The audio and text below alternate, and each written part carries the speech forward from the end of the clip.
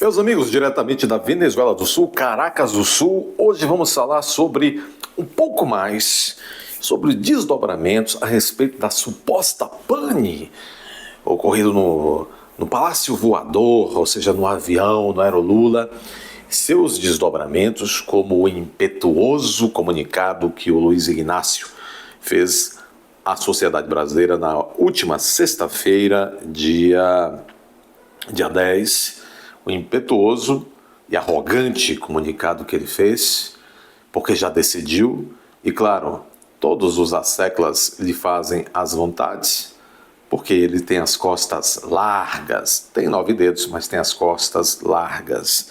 Vamos tentar perquirir, entender um pouco isso melhor, e vamos também entender qual é o papel da dona Jangita Peroba nisso, mas antes de tudo, eu quero relembrar vocês, acho que isso é interessante, que muita gente ainda não entendeu e não teve contato ainda com a fábula, com a narrativa, com a ficção que foi criada pelo consórcio de mídia em torno deste suposto evento. Alguma coisa ocorreu, que seja a construção de uma narrativa, mas alguma coisa ocorreu enquanto esse avião e essa comitiva de Lula esteve lá na posse da nova presidenta do México.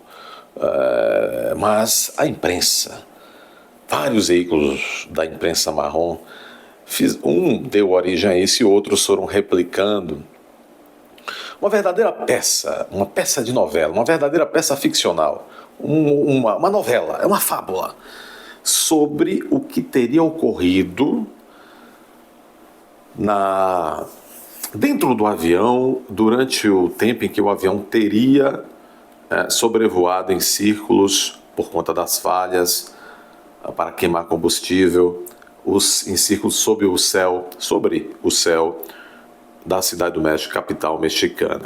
Mas quero sempre lembrar o seguinte, sempre foi assim, a esquerda, por onde passou, isso lá desde 1917 na Rússia, por onde passou junto com seus asseclas, a chamada inteligência, maus artistas, maus intelectuais, maus jornalistas, estão em ironia, estou falando em linguagem de Mussum. Sempre o braço da comunicação da esquerda é um braço que eles sempre necessitaram disso, sempre necessitaram. E os sovieticões, os stalinistas deixaram, já os leninistas já haviam deixado lição nesse sentido. Os trotskistas também e tudo mais. Trotsky terminou a vida com uma baita dor de cabeça. Pesquisem aí como terminou a vida do Trotsky. É engraçado. Eu vi uma peça que eu nunca me esqueço, uma comédia, fazendo uma comédia com esse fato do Trotsky ter terminado a vida com grande dor de cabeça. Um belo espetáculo teatral da cidade do Rio de Janeiro. Bom, vamos aqui então refletir sobre o seguinte. Vocês sabem que alguns poucos anos depois da Revolução Russa, houve um filme que bem retrata que eu digo assim, entrou para o imaginário popular esse filme russo, do regime russo, como se tivesse sido exatamente aquilo que o filme narra. Então, neste filme, criou-se uma história de que o Palácio de São Petersburgo, residência oficial do czar russo, teria sido invadido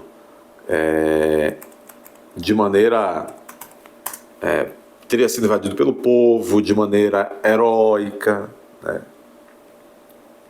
Teria sido, o filme chama-se Outubro, teria sido invadido pelo povo de maneira heróica, com grande esforço, fazendo aquela revolução, quando na verdade foi bem diferente. O que se deu em 1917 foi algo bem diferente daquilo que foi retratado depois como peça publicitária, peça de propaganda estatal, partidária, em anos depois, nesse filme Outubro. Eu quero dizer o seguinte a vocês, todo regime com essa tendência, essa visão de mundo que ora domina o Brasil, trabalha no eixo da propaganda, da má comunicação de uma maneira muito intensa. Eles estão sempre reescrevendo os fatos da maneira que lhes convém melhor. Então, por exemplo, a forma, e é isso que eu estou dando esse exemplo, ocorreu no início do século XX, e a forma agora, em 2024, como as revistas e os jornais e os portais do regime do Dr. Stalinácio, como TVs, veículos de comunicação se deixam usar para fazer uma narrativa, para reescrever fatos, chega a ser rocambolesco, chega a ser ridículo, patético, infantilóide, mas o brasileiro também é um bocado infantilóide, acaba funcionando para os desavisados. Quer dizer, para os desavisados. Quero dizer o seguinte, notem a forma heróica, épica, a palavra é isso.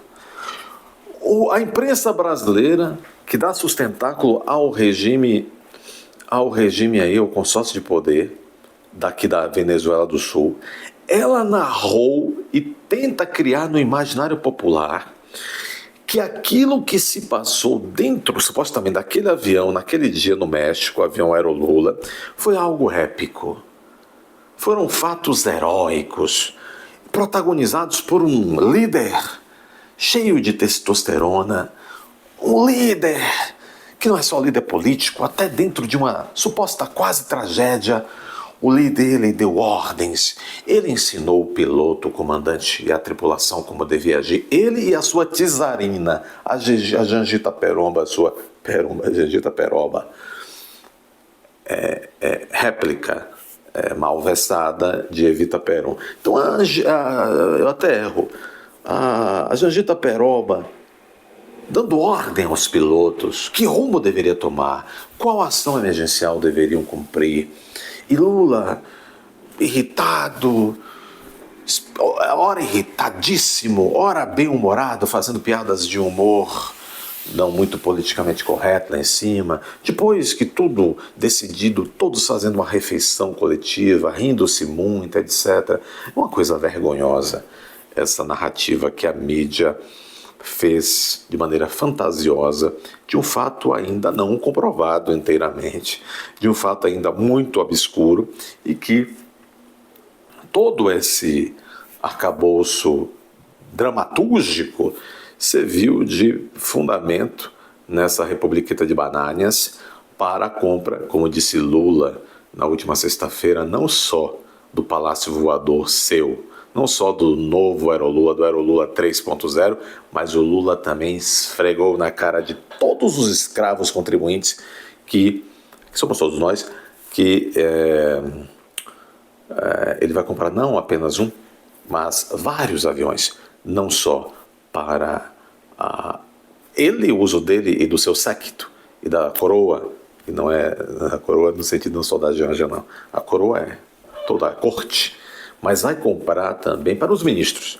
Os ministros agora não vão precisar mais andar naqueles aviões da FAB, não era nada ruim, não eram nada ruins, não são nada ruins os aviões da FAB. Mas agora os ministros de Estado, e são mais de 40, vão poder andar em aviões novos que o Lula vai comprar com o dinheiro meu e do senhor e da senhora, senhor Jeguito e senhora Jeguita, que está aí do outro lado, prestando atenção nesse comentador desajeitado. Vamos verificar então, vamos fazer um pequeno passeio brevíssimo de 1 minuto sobre não diria as páginas, mas algumas das linhas fantasiosas desse épico lulista de mau gosto que a imprensa nacional criou. Querem ver? Reparem só. Está aqui na revista, no site, no portal da CNN Brasil, a bronca de Lula, pedido de desculpas e mal-estar na Força Aérea Brasileira, os bastidores da pane no avião presidencial. Você já viu? Você já viu? Então sente aí, pegue pipoca, salame, groselha, gelatina, jaca e faça seu lanche enquanto ouve essas perobas. Passageiros perceberam algo errado ao ouvir, isso está acontecendo dentro do Aerolula, supostamente. Passageiros perceberam algo errado ao ouvir um barulho logo após a decolagem. Vamos, trilha sonora do filme Psicose, de Hitchcock.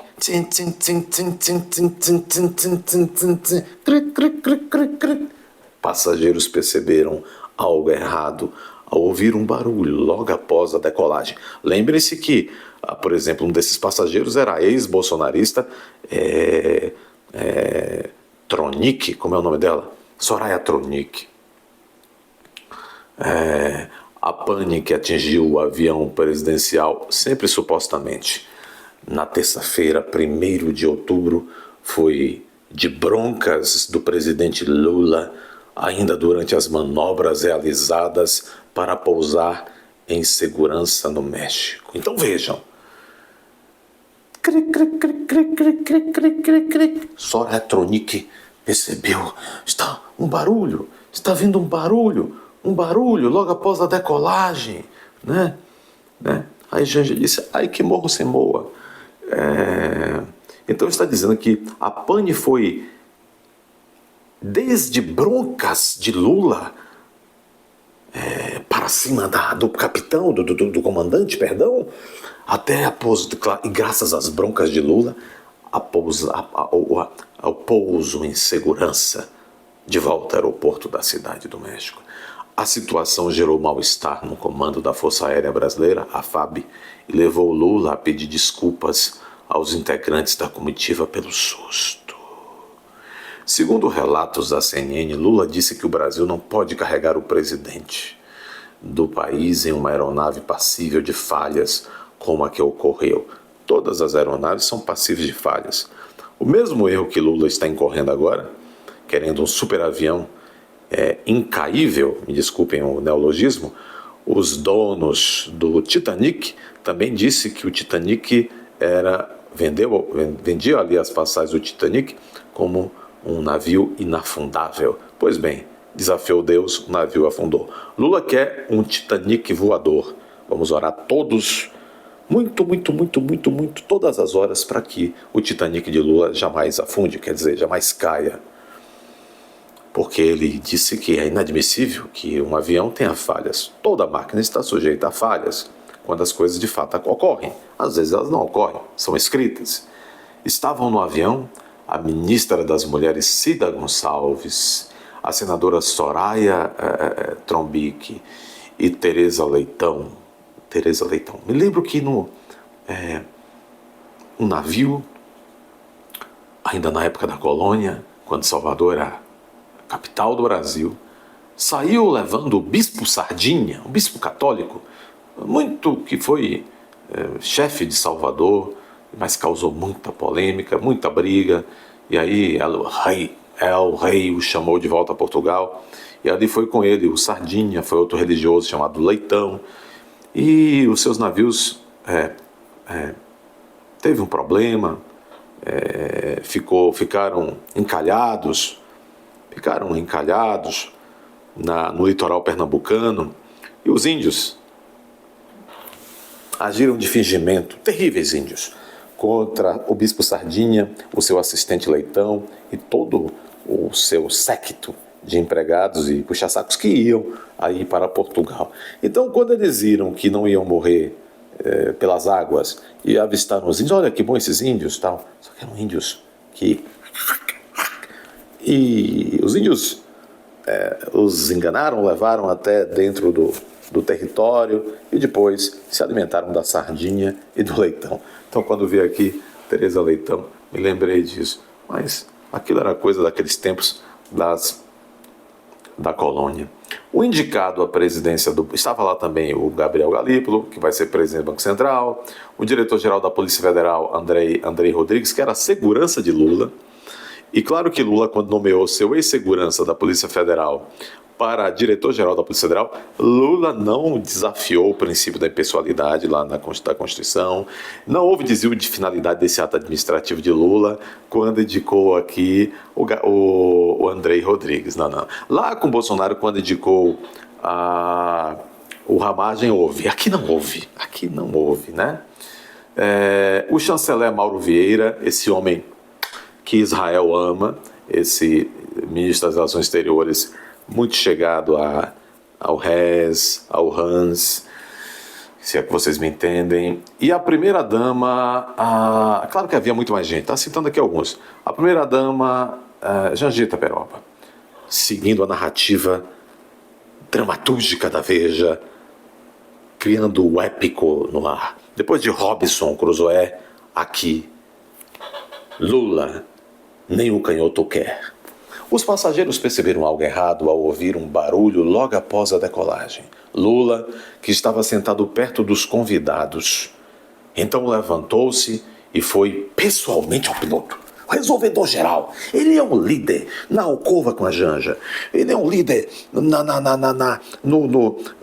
nos sovietes com os seus companheiros. Ele é um líder no Palácio Planalto. Ele é um líder na Câmara. É um líder no STF. É um líder no avião caindo. Me lembro daquela passagem que nós todos hoje estamos vendo por reprise, claro, naquele programa antigo, os Pingos nos Is, mas não esse de agora, o dos anos 70, que entrevistou, por exemplo, 2 vezes o Chico Xavier. E Chico Xavier narra que ele, Chico Xavier, que era um homem que tinha intimidade com a espiritualidade, bem quisto por toda a população brasileira, ou por boa parte dela. O Chico narra a história de que uma vez um avião entrou numa forte crise no ar, ele estava ali no avião e o negócio estava muito tenso, o avião ia cair, o Chico começou a gritar, apavorado, com medo de morrer. O Chico Xavier, já grande espiritualista. Então disse ele que apareceu o Emmanuel, o seu mentor, e disse: o que é que você está aí desesperado desse jeito? Tenha compostura. Mas como é que eu vou ter compostura se eu estou à beira da morte? E não tenha compostura, morra com compostura. Então não, o Lula era uma pessoa mais equilibrada do que o próprio Chico Xavier. É uma ironia, pessoal. E aí então o Lula, vendo esses primeiros barulhos, foi diretamente ele, o líder napoleônico, até a cabine falar. Levantou-se, intrépido, foi até a cabine falar ao piloto. Ao informar, ao informar o presidente sobre a situação, o próprio piloto se dirigiu aos passageiros. Explicou que houve uma falha na turbina e que a decisão mais segura seria voar em círculos para queimar combustível, retornar ao México, pousar e trocar de aeronave. Já tem outras matérias dizendo que o piloto disse: ora bem, nós precisamos gastar combustível, não podemos pousar assim. Mas se voarmos daqui da capital do México para a capital do Panamá, vamos aí gastar 4 horas, queimaremos o combustível para ficarmos em segurança com o tanque vazio e pousarmos mesmo de emergência. Vamos até a cidade do Panamá, a capital do Panamá, e a Janja teria dito: não, vamos queimar combustível aqui, voando em torno da cidade do México, que aqui estamos mais seguros. Há outras reportagens, inclusive do consórcio de mídia, dizendo isso, que a Janja também agiu como boa czarina e mandou ordens ali e tal, que essas pessoas são iluminadas, são parentes dos a Janja, o Lula, esse tipo de gente, o Alberto Fernandes, a Cristina Kirchner, o Daniel Ortega, o Putin, o líder da Coreia do Norte, o Maduro, que disse que conversava com Chaves, que encarnou numa beija-flor verde que o visitava todas as manhãs.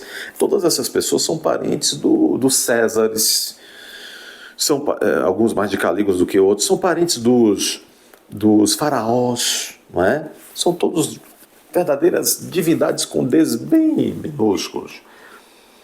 Então, na hora baixa um negócio e eles começam a entender mais de aviação do que os próprios pilotos que têm 20, 15, 10, 30 anos de experiência.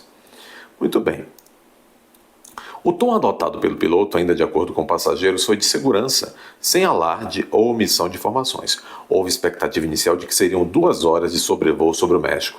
Passados os 120 minutos, no entanto, a aeronave ainda permanecia pesada, o que obrigou o piloto a manter mais 2 horas e meia de voo antes do pouso em segurança.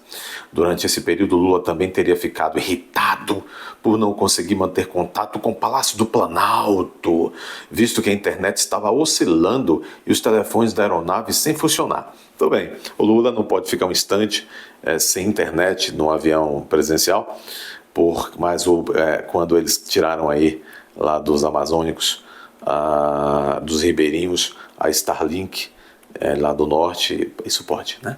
Muito bem.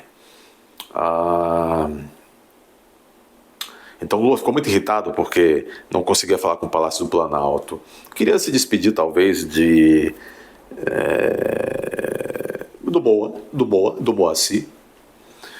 Como a CNN divulgou, o ministro da Defesa, José Múcio, interrompeu as férias para voltar, para beijar a mão de Lula, etc, etc. Vejam, são essas anedotas. Isto é uma anedota. Isto é uma anedota, como dizia meu avô. Bom, agora, essa anedota toda, olha o fruto, olha o que pariu essa anedota.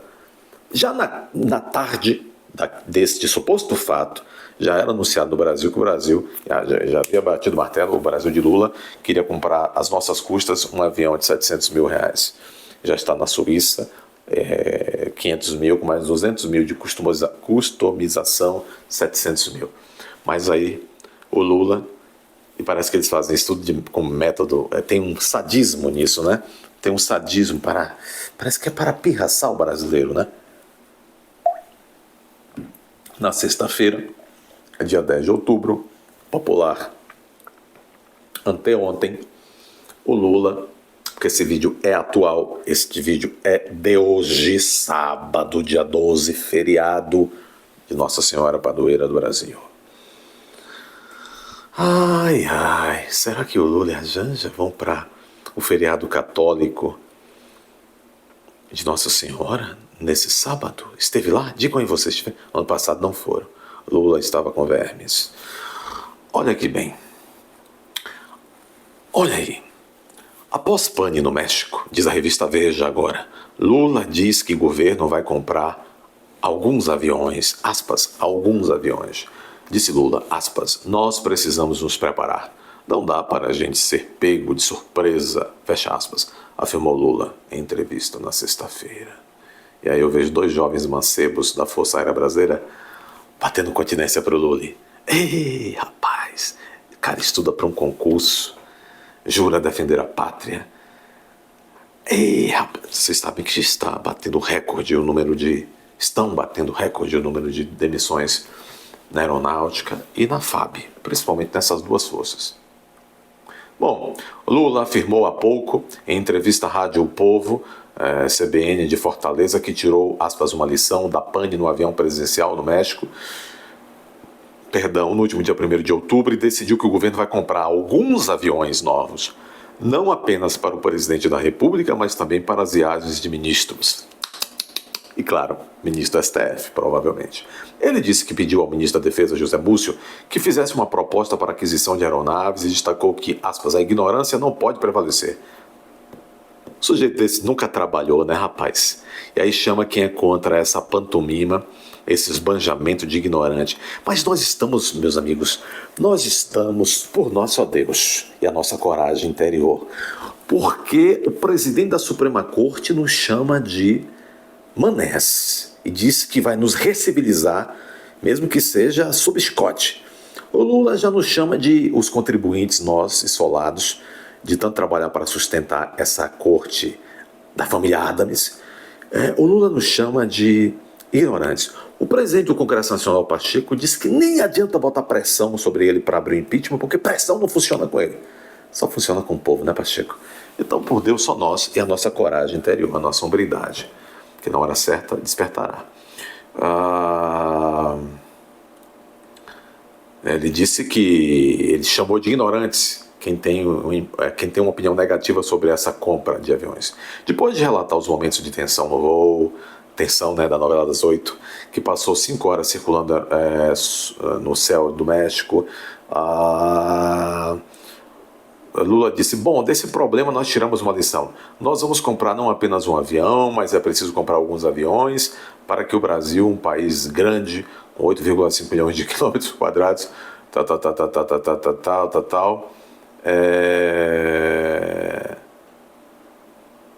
etc, etc. Nós precisamos nos preparar, não dá para a gente ser pego de surpresa, então nós vamos nos preparar. Eu pedi para que o ministro me fizesse uma proposta. Nós vamos comprar um avião para o presidente. Entendo que a ignorância não pode prevalecer. Um avião para o presidente da República não é um avião para o Lula. Né?